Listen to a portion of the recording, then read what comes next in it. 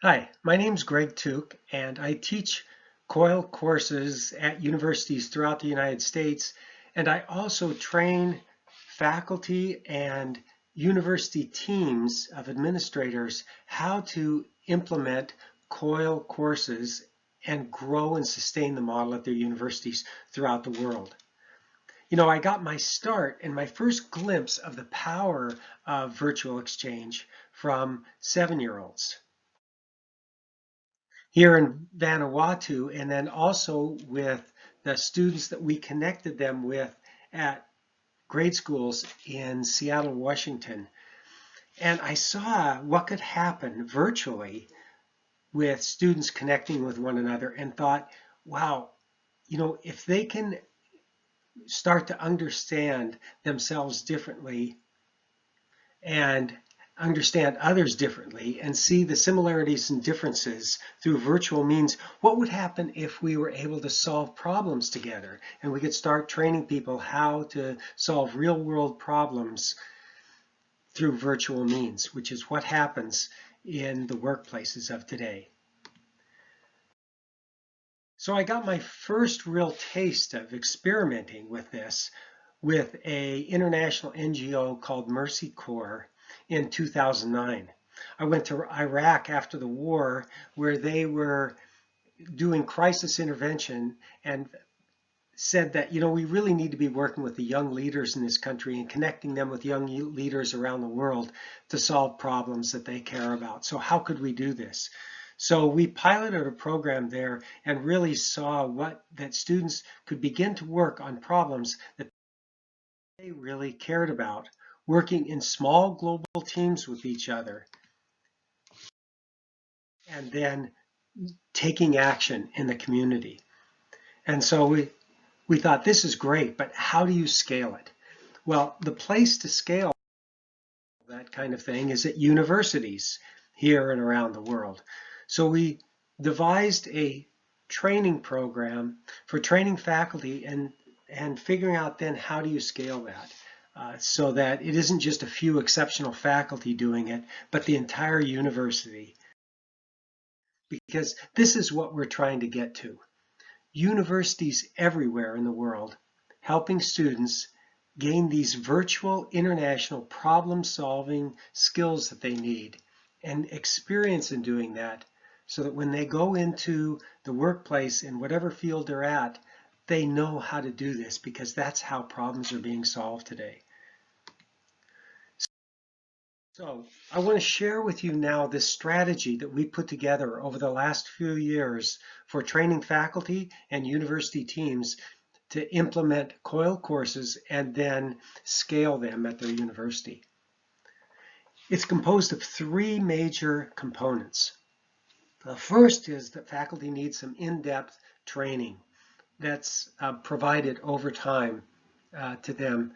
And the training really replicates for faculty what it's like to be a student in their class. There's pre and post assignments that faculty do, and they work in small global teams of faculty to carry out assignments.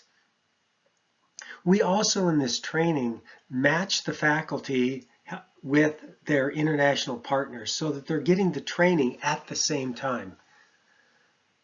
The second big element is having a university leadership team that we help to develop. Now, the in-depth faculty training that I mentioned really is sort of the bottom-up approach, which I really like as a community organizer, but you also need this top-down to be able to grow and sustain this model. So this senior leadership team that we help the university put together looks different at every university, but there's usually this combination of people. There's some senior leadership on it in which they can help take this strategy and make it part of the university vision. There's also financial support that's given to faculty in the beginning with stipends to help them with that early stage planning and the extra time it takes to do that. We help them develop an assessment system for measuring both the quantity, the number of students that have this experience at their university, but then also the quality of the experience of what happens in the classroom so that they really are having these powerful learning experiences. And then part of the university leadership team is to provide the technical and the logistical support. So how do we get the technical support that faculty need and the logistical support? And I'll talk a little bit more about that in detail in the next slide. Then the third element is developing really two brain trusts. The first is the faculty themselves, a community of practice of faculty who have taken the COIL training and they're keep in touch with each other over time. Maybe there's quarterly gatherings of those faculty, but they are a team now and use one another to bounce ideas off and brainstorm as they're developing their new courses. And then the other brain trust is an administrative one. And you have this administrative team at your university, and they're connecting with a few other similar administrative leadership teams at other universities that are helping grow and expand COIL. So those are the three elements. And what does that look like for me as a faculty person now in that university? Well, the first thing is that, as I mentioned, I get some planning money to get started with my course for the planning, to do the redesign. Now I have an advocate at the university or advocates that are helping me to be able to pull off this course. For example, maybe my enrollment's a little low for a particular COIL course that I'm going to do, and I need help recruiting other students. That's what this leadership team can help do. Because if my course fails, if I can't pull it off, not only does it fail my students and my university, but my partner can't pull off their course that they've been planning with me either.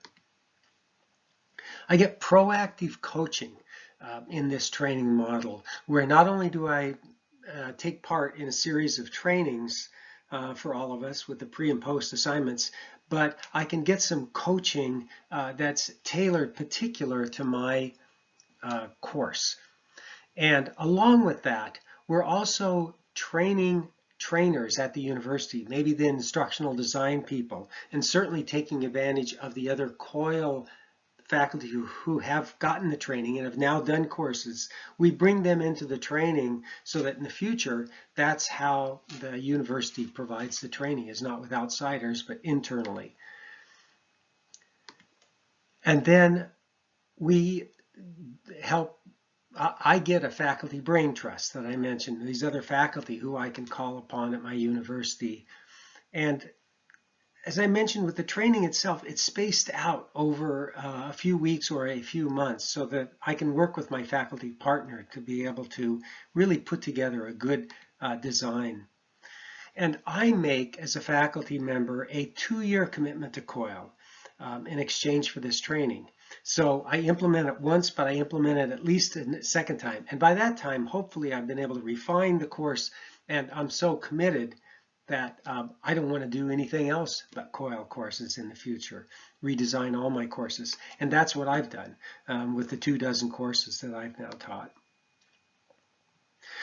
And then there's prestige that comes to me with a well-designed model like this, where the courses I teach get promoted and publicized, and there's media about them, and I gain recognition for doing this additional work, and that helps me with things like tenure.